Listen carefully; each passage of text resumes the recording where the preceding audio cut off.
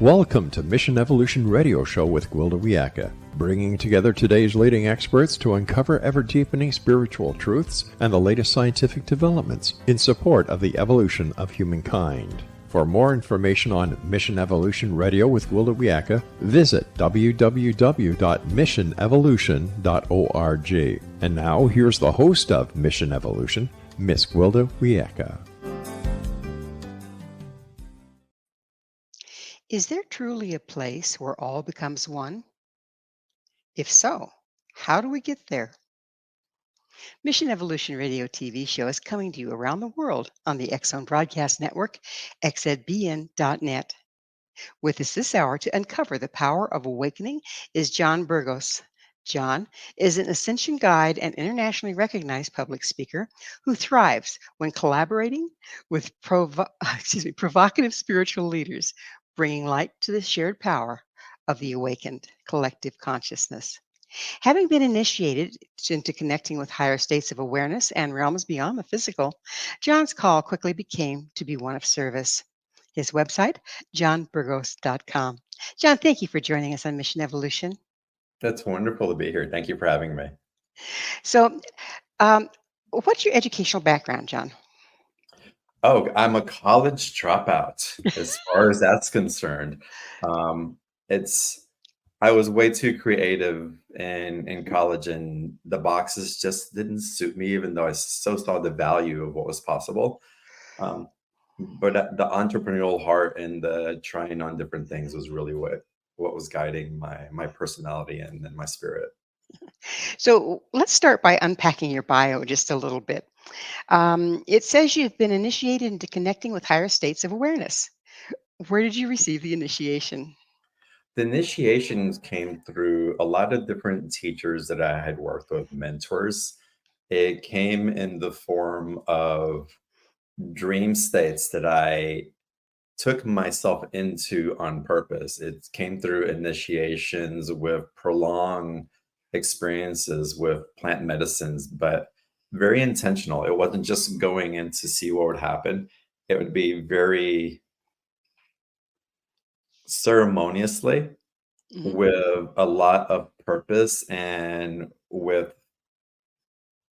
a framework of how I was going to be in those particular situations to see what was going to evolve and facilitate something expanding in my consciousness. So you say ceremonial. What form of ceremony? Well, there's lots of different ceremonies that we practice, and there has been ceremonies with communicating with different ascended beings, and they're very old traditions. They're a combination of Buddhic traditions with Eastern traditions, also bringing into account my Catholic upbringing as well. And there's a merging of those initiations and ceremonies that come through when we're in particular practices.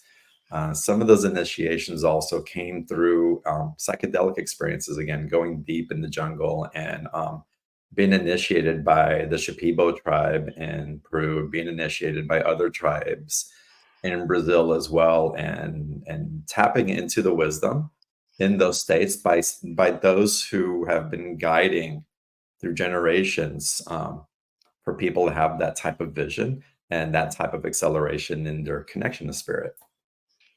Gotcha. So, which spiritual leaders have you collaborated with?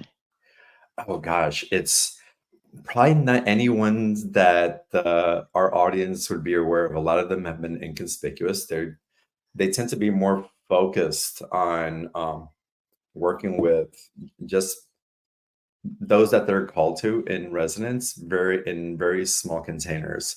Right now, I'm working with Gaetana Yantel and an awakening that is an initiation into, again, this Buddhic and Eastern path. That's been quite profound. A lot of it is based on Elizabeth Proctor's work and connected with ascended masters and guides, and initiating a pathway into unity consciousness. I have worked with Sandra Walter, who's become a dear friend in different initiations and following her work.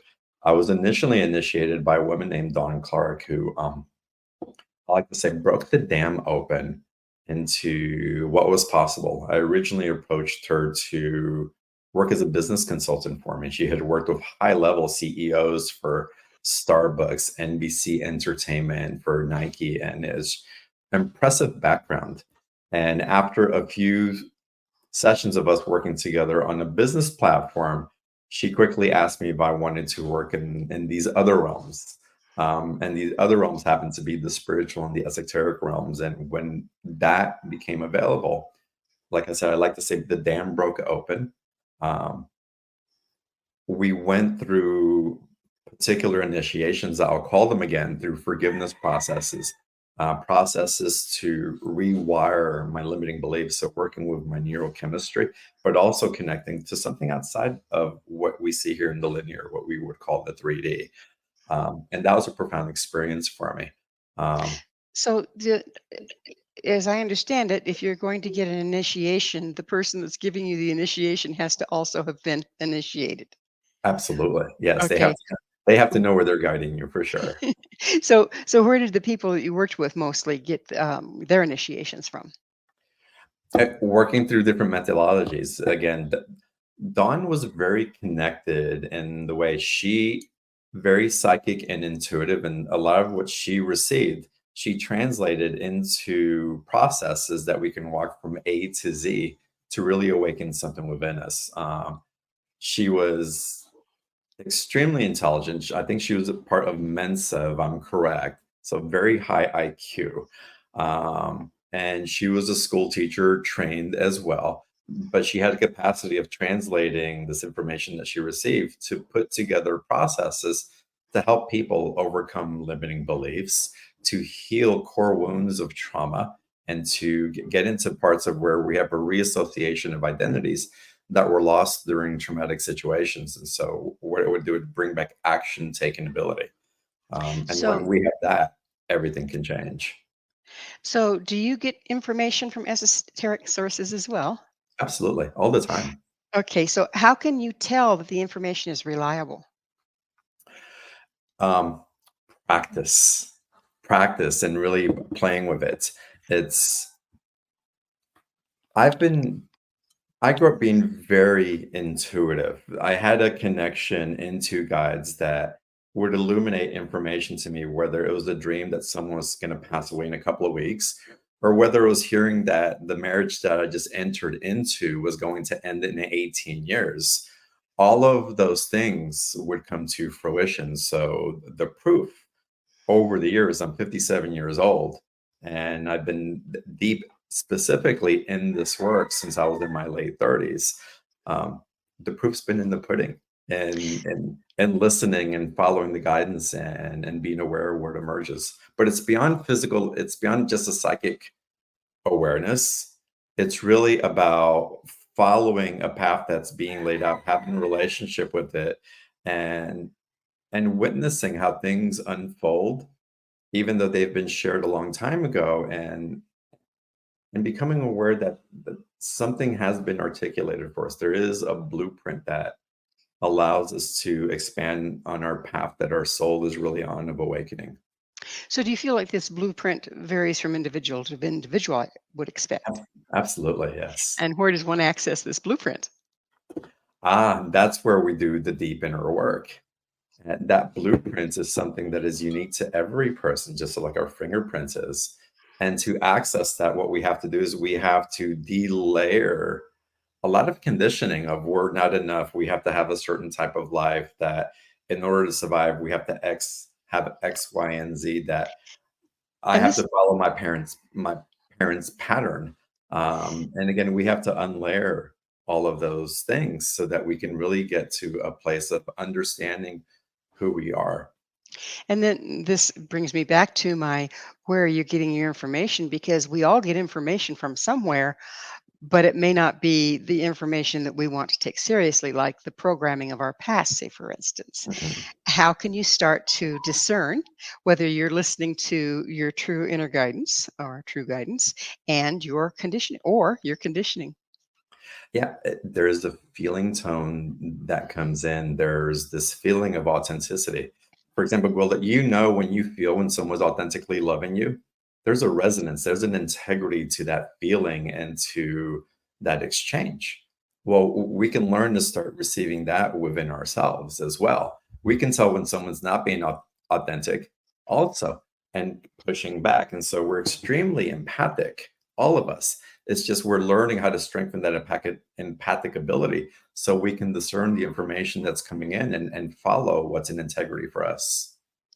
Well, we're just about out of time in this segment, but have you, and I probably will go into the other side on this one, but have you ever had information come to you that you recognized later wasn't reliable? I'd have to look at that. I think I've been presented choice points as to do you want to go here? Do you want to go here? And I find that the connection that I have has always been benevolent. I understand that some people, and I do this on my show when I discern what type of speakers to have on.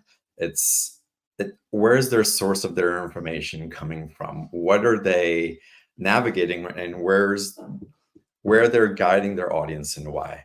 And I can honestly say that I've felt like I've been very connected to a benevolent source of wisdom and information that's been guiding me.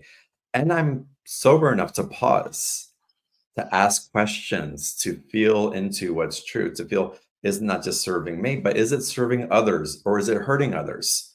And Exactly. and So and that it is, discernment is huge. Yeah. sorry, it is that magic moment. We're going to have to take a station break. John and I will return very shortly, so don't go away. This is Mission Evolution, www.missionevolution.org. Just because they're dead doesn't mean they're smart. This discussing information from disembodied spirits is John Burgos. His Mhm. website, johnburgos.com. John, what all different forms of information can we get? I mean, everybody has their own style, but for people that are just kind of wanting to get into this and wanting to access their own information, what forms does the guidance come from? Well, we can talk about the clairs. There's the clairaudience, the claircognizance, the clairvoyance. Again, you can see, hear, feel, um, taste even. And the way that I like to guide people into those forms is like what's coming through in your heart and not to judge in different ways because it can come in multiples. And if we try to put it in a box, it can shorten, it can cut off the communication. So really just being open to an impulse. And the best way to get there is just to be still for a minute. Just slowing down is it's 80% of what's going to facilitate what you receive. Yeah, there's the real trick, right? Slowing down enough to pay attention to what's going on now. Mhm. So within that, are we talking to helping spirits? Are we talking to ghosts? Or what are we talking to? Where are we getting these? I get a lot of information that comes from lately it's been an ascended master type of energy. So if you think of the energy packets of love and compassion that come from figures like Mother Mary, Jesus, that come from a Melchizedek, again, wise people. The apostles have been coming through to me as a group of 12 that have been sharing.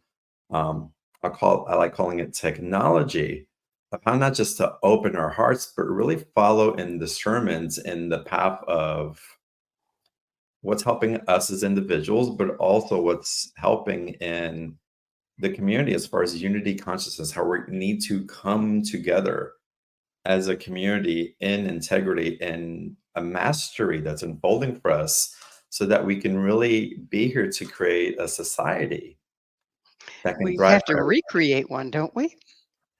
I think we have a beautiful foundation with a lot of things that have been outdated because they don't serve anymore. And we're recreating based on premises that have been here for thousands of years that we have the opportunity to really level up in ways that we haven't before. Now, these apostles and the spirits that you've been talking to and getting your information from, one, I assume it's your Catholic background helps to have familiarity with them. But two, are they metaphorical? Are they more of a metaphor than an actual being? I don't have specific beings that show up in front of me and sit and have conversation with me. There's a lot of clear cognizance that in the way that I interpret information that comes through, whether they're metaphorical or real beings, um, they're both. I would have to say, based on my experience. But I'm aware that regardless if I'm making up the story or if it's sitting right here next to me, that the action that's inspired from that is really calling me to serve others, to open up my heart, to be in love, to be more open, to be um, someone who is here to demonstrate to people how they can overcome their fears and their traumas and live a life of authenticity and greater abundance, and not just abundance of wealth, but an abundance of vitality and vigor that we have available to us. And we've gotten a long ways off that path, haven't we? It seems like younger and younger people are getting sick, they're getting heavy, you look at them and their eyes are kind of dead, and everybody's looking at their phone. That's a long way from unity consciousness. What is unity consciousness? Unity's consciousness is when we start coming together again in a way that we're going beyond self-serving energy. It's really about understanding that selflessness is one of the most beautiful things that we can do, not just to inspire ourselves, but to inspire other people around us. What this world, I believe, is ready to awaken to is a new sense of purpose, to awaken in that purpose because there's a passion, because we can see that what we generate from ourselves is actually making an impact. We've gotten too far away from that. We're looking for other things to impact us and then we react. And we have to be at the center and the core of what's driving that momentum forward. So awakening others to that sense of purpose, to unity consciousness, it's paramount right now. It seems like you're talking about being proactive instead of reactive at the core of things. 100%, yes. When we have so much distraction and so much media and whatnot telling us life is one way, and if we're going to be successful we have to look like this, or we have to be like that, or we have to acquire this or that. This seems kind of diametrically opposed to that. It's a whole different way of looking at things.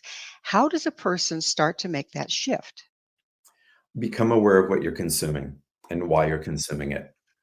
That's the beginning of the shift. And so that would be media, that would be food, that would be other Absolutely. people's The energy. environment that we surround ourselves in. Why am I looking at a screen for an hour and a half on Instagram, scrolling through things for entertainment? And what's that doing for me? Am I happier because of it? In the last 3 months that I've been doing it, do I have more connections physically that I have? Do I feel more fulfilled or do I feel checked out? And it's a sober look at it, and it can be very difficult because these things are physically addictive, but we have to choose to find alternatives to fill the void that these algorithms are filling for us because they're aware of how to addict us. It's part of their job. Advertising is part of being aware of how to trigger somebody so that they'll follow us. And then finding those avenues that we really feel are here to help and inspire us, not just to take something away from us. We have to get away from transactional relationships and realize again how we can come into unity consciousness. How what's good for me is good for you. How what's good for you is good for me. And how in that combination, it's good for everybody. As it occurs to me that as we start to step more out of the being programmed, if you will, and into being focused on being connected with others and really the connection with self, doesn't that kind of start to advertise proof us? In other words, give us some resilience so that we don't have to just kind of blindly follow what we're seeing on media? Yeah, we're bringing our awareness back to ourselves. And intelligence that lives inside of us is reclaimed. And we become more discerning, not because we're creating words like that's wrong and this is right, but we're aware of our authority about where and how we want to create who we want to be with and how that impacts not just me, but my family, my children, my grandchildren. It's like this is beyond just doing it because we want to set ourselves free, but it has to start there. But the legacy that lives for civilization is huge. As we go through that introspective process where we start to unplug things that aren't serving us or those around us, Is that journey inward actually the journey towards the information we've been talking about, the esoteric information? Absolutely is. And it runs together because as we journey inward, we open up to having the mirror of how we're evolving being expressed itself. So we find that we have more nurturing relationships, that we have people that when we didn't feel understood, it's like, wow, I'm finding other people that I can talk to and that I feel understood, like I belong to something. It's so many of us feel like we don't belong to anything because it's been dictated to us how we're supposed to belong. And we need to discover a new way of finding that within ourselves. We're running out of time in this segment, but there's something I wanted to address that goes right along with this. And that's as we're going through this transition from being driven by outside media and forces to accessing inner wisdom and guidance, is it often that we find that we've surrounded ourselves with people that don't support that and that we kind of have to clear the deck sometimes? We're often surrounded by the mirror of what we have created. And that sometimes means that the people that we've surrounded ourselves for safety, for codependence, doesn't resonate anymore, that the jobs that we're in are just not tolerable. But what that also does, it does align with the love that's been waiting for us that's just right there at our periphery if only we open up to it. So as we remove the layers of limiting beliefs and replace it with an action taking ability from it, we're able to see what we've been ignoring, what we've been so blind to is the support, the love, the community that is actually there for us. But there is an adjustment period that we have to go through of seeing with new eyes and taking action on that. Kind of sorting and discerning, if you will. Um, can also the natural world and the animals and the spirits of nature play into this support and alignment? Oh, nature is fundamental. It's if you live in a concrete city that's not now nature, just put a plant in your house and be with that plant. Of course, our pets and animals in nature is taking a vacation to go somewhere where you can immerse yourself in nature, not immerse yourself in a hotel, but actually put your bare feet on the ground, jump in the water and soak that in. This world is filled with such beauty that wants to see us thrive and support the thrive because as we thrive, the world thrives. Gaia thrives. Well, it is that time for the commercial break. John and I will be right back to continue our discussion. So stay right there. This is Mission Evolution, www.missionevolution.org. Is there any hope for the world? Oh This is my. Mission Evolution, missionevolution.org.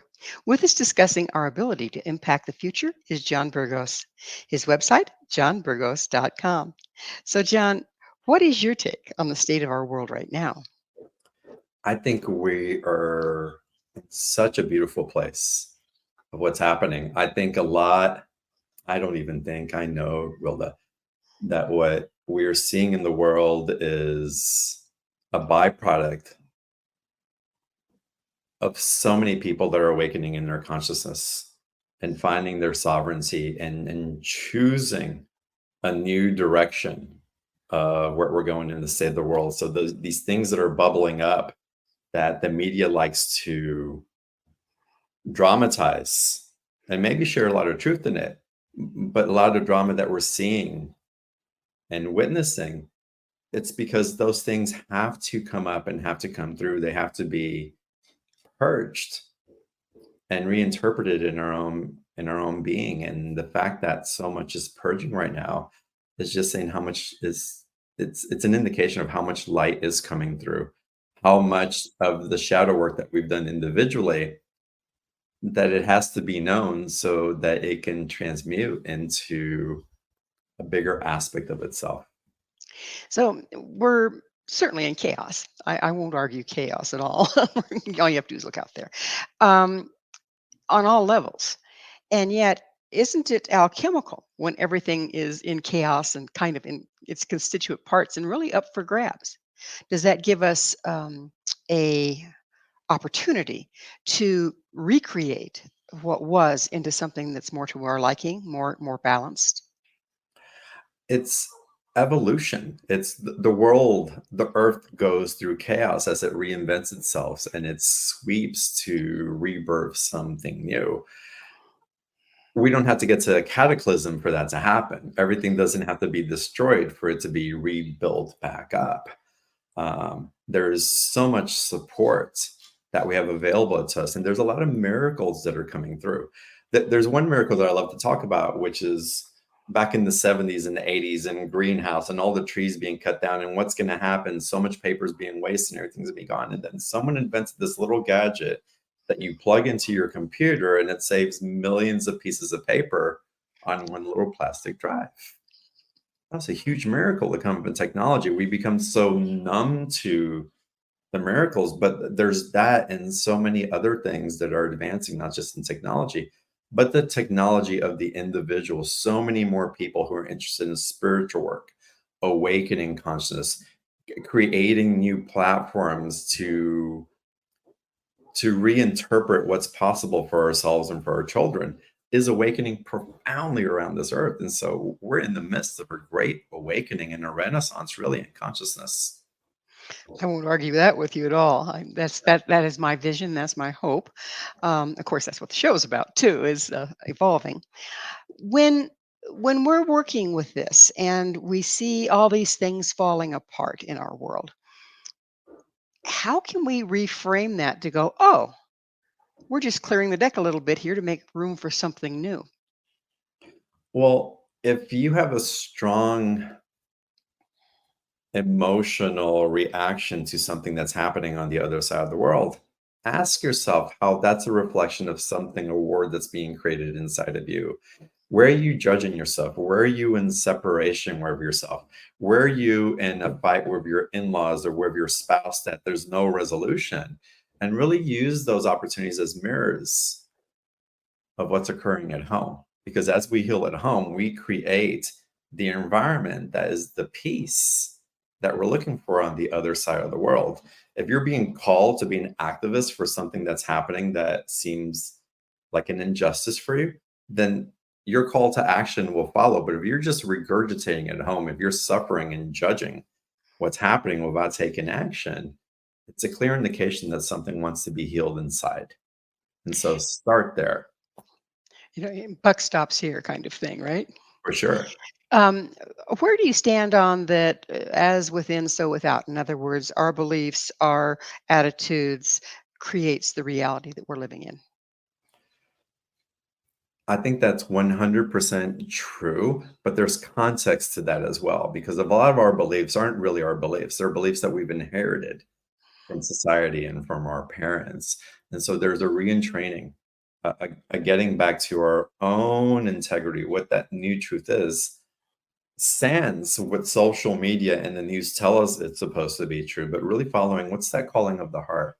What is true for me in my situation with my neighbor, with my coworker, and how can I show up in integrity of what I want and honoring the person that's in front of me? And and I think So, that reflection of so, what's so happening, what happens within is the reflection of what's happening on the outside. there's also the genetic piece. And we're learning more and more and more that these attitudes, fears, tendencies are generational. They're passed down through the DNA. And epigenetics is showing that we can turn this off or we can turn it on. We can live with it or not. Do you have any ideas on how to access that ability to shift our epigenetics so that what we're expressing is more true to who we are?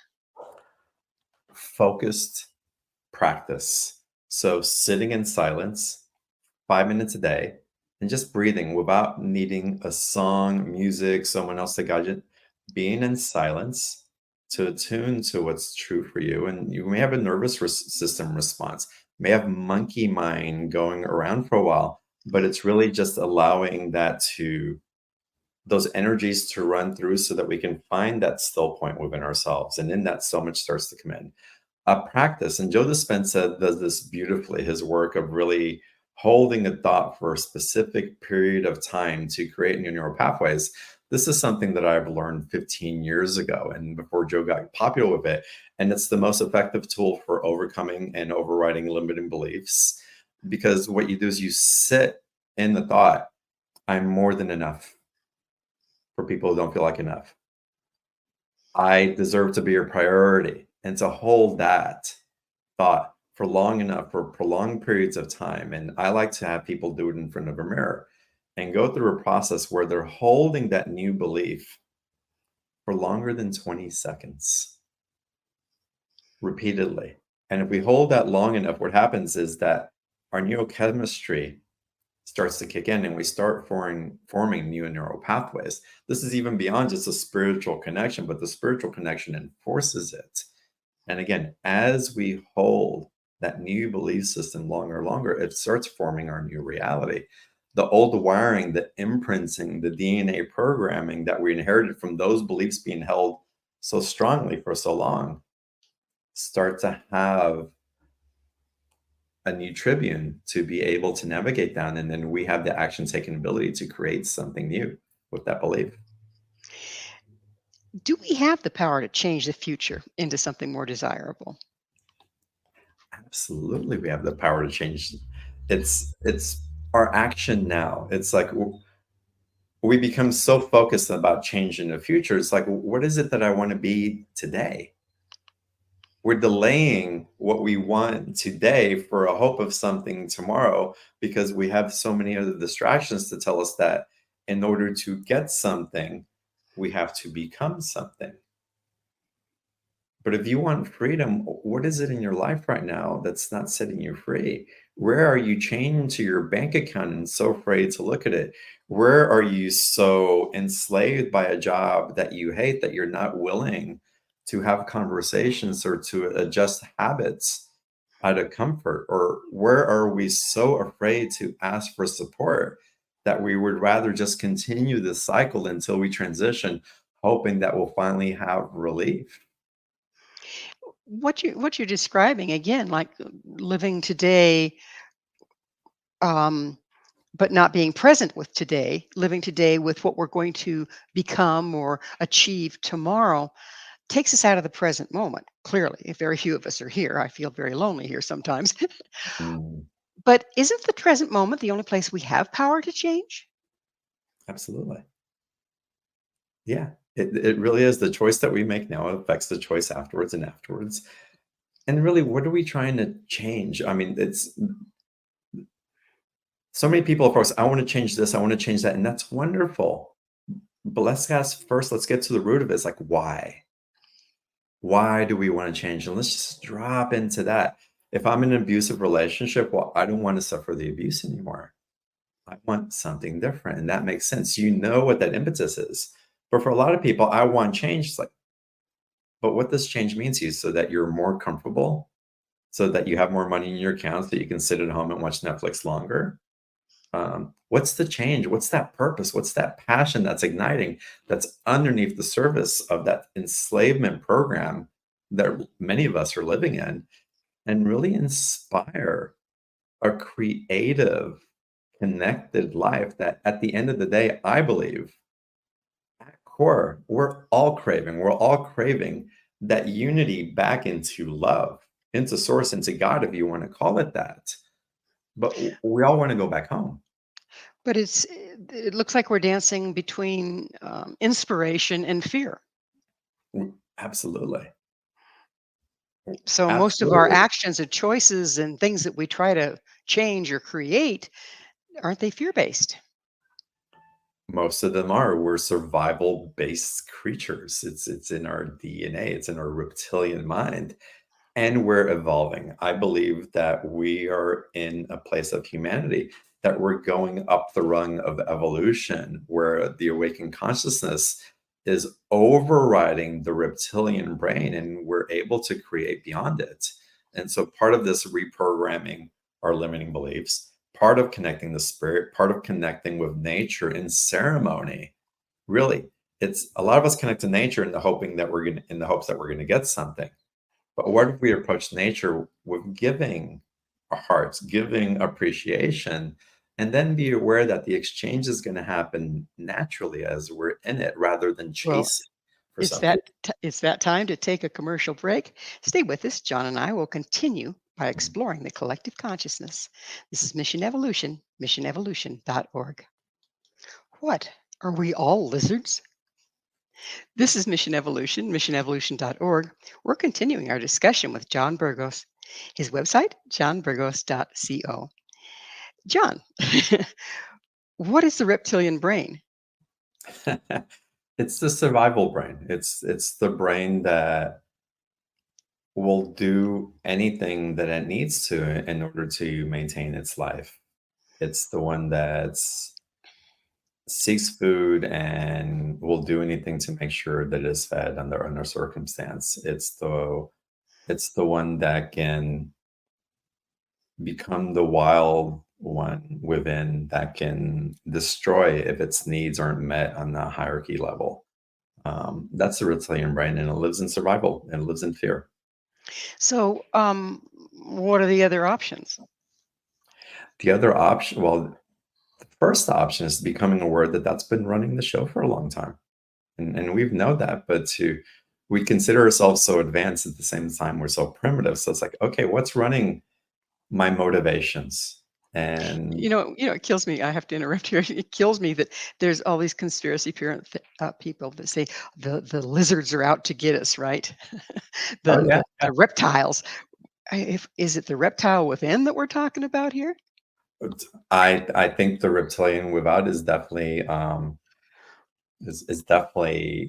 also a character for the reptilian that we have within, the one that can destroy, the one that's going to manipulate for its own survival, of course.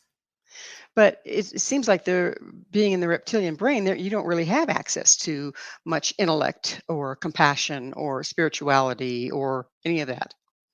Well, luckily, that's only a small portion of what's running us because, again, we've evolved in different ways. We've created societies where we know that we have to function together in order to thrive. And that's part of the survival mechanism also. That's why industrial ages have have flourished. That's why we give up so much of our authority to politicians or to famous people to tell us what to do, because somewhere along the line the brain said, hey, I'm going to preserve energy, which is the brain's function, is to preserve energy so it can function in high states of necessity when the need arises.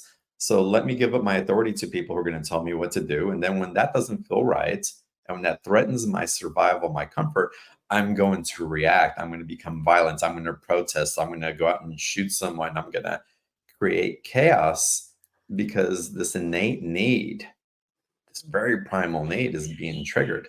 Again, we've gotten really good at the survival aspect and bringing culture to it. But thank goodness we've evolved over the years as well, and we're aware that there's more to it. It would appear that the reptilian brain, if you will, is a very necessary part of us in order for us to survive. Can't we function out of both the reptilian brain and our more human brain, if you will? The reptilian brain is evolving, and yes, there's the need for safety. Of course, we're not going to step out on the curb when the bus is coming and getting run over. So part of that survival mechanism is absolutely necessary. The problem is when that survival mode becomes really complicated in the way that it tries to hoard information, hoard money, hoard food storages, hoard attention, and we start getting into individualistic needs rather than, again, the unification of how we can thrive together and when we're supporting each other, knowing that basic needs are going to be taken care, and not only basic needs, that we have the opportunity to thrive when we're functioning as a village. So aren't we getting down to the fact that the powers that be exploit us through our being stuck in the reptilian brain because we're in fear? I think the powers that be are a reflection of where we've given up a lot of authority to others. And yeah, there's manipulation that happens through religion, through educational systems, through political systems, through ones that pull the levers, and we set it up that way. Again, look at advertising, look at social media. It's all meant to trigger these primal aspects of us, and it gives us just enough so that we can feel safe, so that we can keep functioning in a way that really serves those mechanisms. We're just So, becoming more awake. We're becoming more awake to it.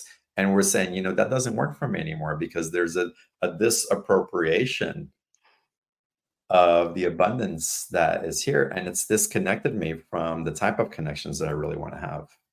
so when you're talking reptilian brain, you don't mean I have to shed some scales here, right? Why do we call it reptilian brain? I mean, That's a good why? question. We can get into, but the reptilian, it's again, I think it's because it's very survival based, um, and that's where the origin of that comes from. To get into the full definition, and to be honest with you, I'd have to look it up and give you the context for it. No problem.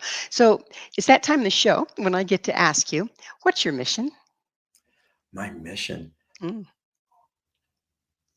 My mission is to live the most inspired life that I can in integrity and in connection both to the earth and to this esoteric connection that I have with spirits that are beyond anything that I can explain physically.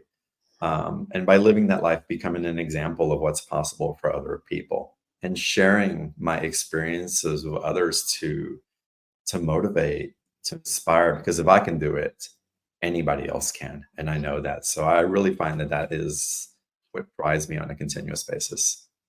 What's your vision for the future? Should more of us um, engage in this process whereby we become more unified?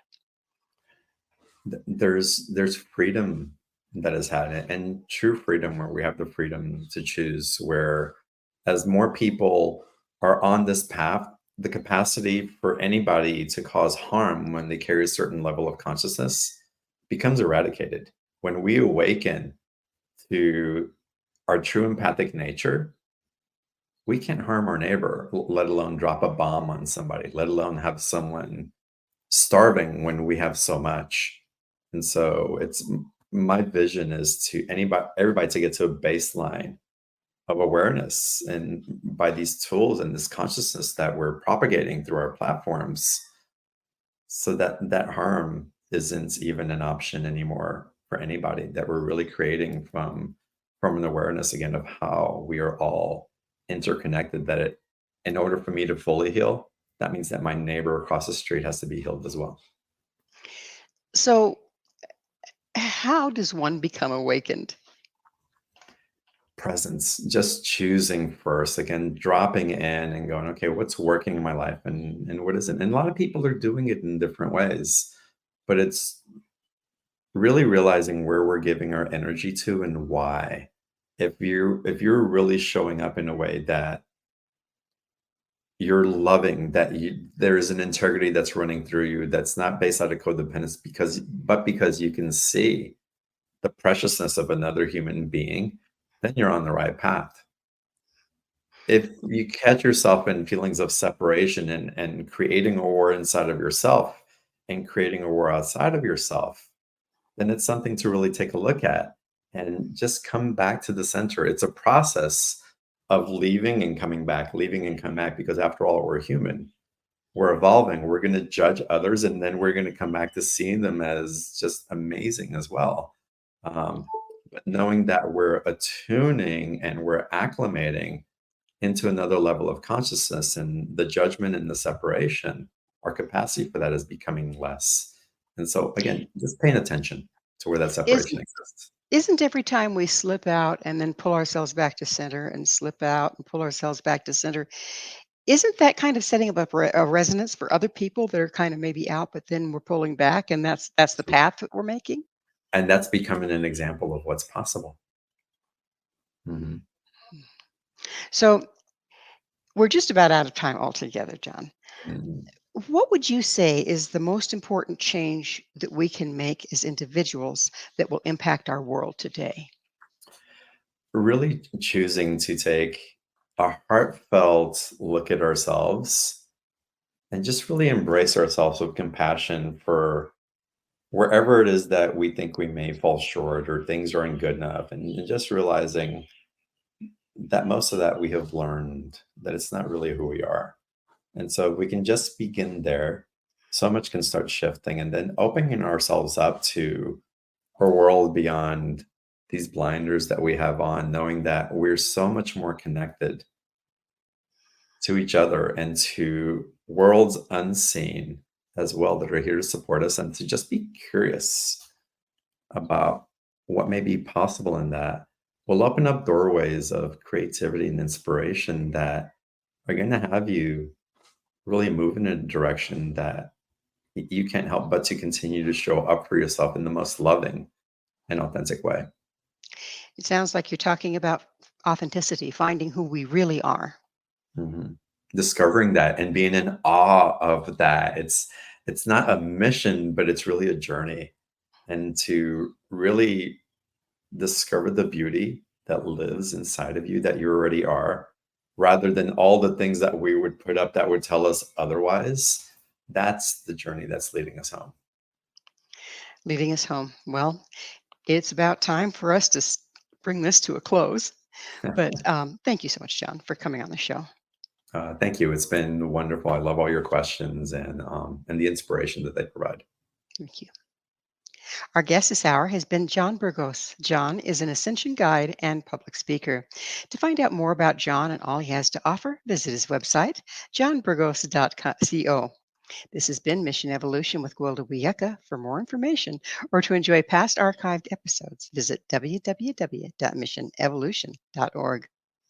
But please, don't forget to join me right here next time as this mission will continue, bringing you information, resources, and support to our evolving world.